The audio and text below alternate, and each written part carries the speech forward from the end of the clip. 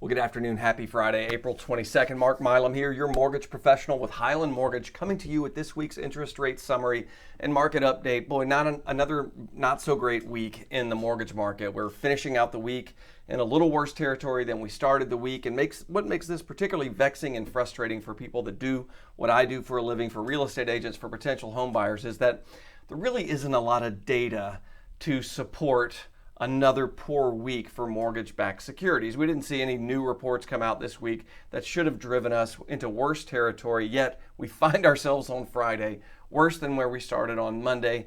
And the reason behind this are the repeated hawkish comments by members of our Federal Reserve. And this is in sharp contrast to prior administrations. If you go back and look at Ben Bernanke, if you go back and look at Janet Yellen, if you go back and look at Alan Greenspan, you don't see this sort of repeated spotlight microphone talking about getting tough on inflation or talking about what they're about to do before they do it. The Fed has turned into a little bit more of a spotlight monger, I hate to say it, but that's the reality of it. And I remember when I was a kid and I had to go to the doctor and I had to get a vaccination or I had to get a shot, and it was the lead up to the shot. It wasn't the actual injection itself. It was the lead up to the shot. That was the worst part of it, right? How bad is it going to hurt? How big is the needle going to be? Is it going to sting for a long time? Is it going to be sore for a long time? All of that worry and that concern was far worse than the actual injection.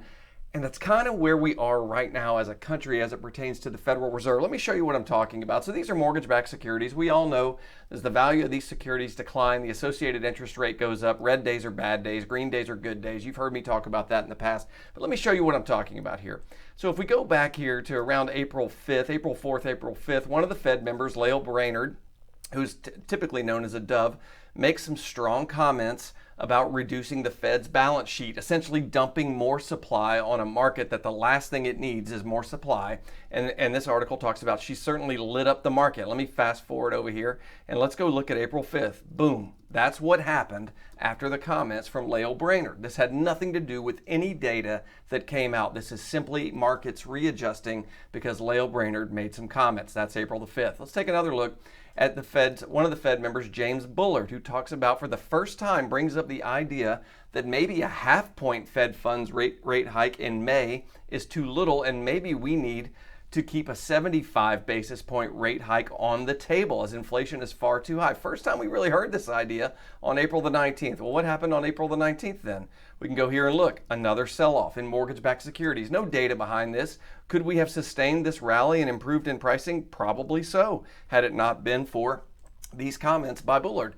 And then fast forward again to Wednesday, where we got the Thursday, the Federal Reserve Chairman Jerome Powell makes some comments, some pretty hawkish comments about the Fed getting tough on inflation, definitely saying that a half point seems completely plausible. That's right in view with what he thinks should happen and is going to happen in early May. And here we go again, selling off on April the 21st, again, based upon comments. None of this is rooted in any new data. We already knew that the Fed was planning to hike interest rates in early May. That was already priced into the market. We already knew inflation was running at a 40-year high. We hope that high has passed. We hope we've peaked. But it's sort of like continuing to get told, hey, you're going to get an injection, you're going to get a vaccination, the needle is going to be this big. Well, was it going to be this big or is it going to be this big? We don't know exactly, but we're serious about this vaccination. We're really going to do. It's enough talking about it, and that's what's driving the markets right now. It's roiling the markets, candidly, and it would be a welcome respite if the Fed stepped away from the microphone and stepped away from the spotlight and let its actions do the talking versus its words do the talking. We'll see how that plays out, but that's where mortgage interest rates are today. If I can be of any service to you, please don't hesitate to reach out, mark.milam at highlandmtg.com, 404-395-1102. Thanks.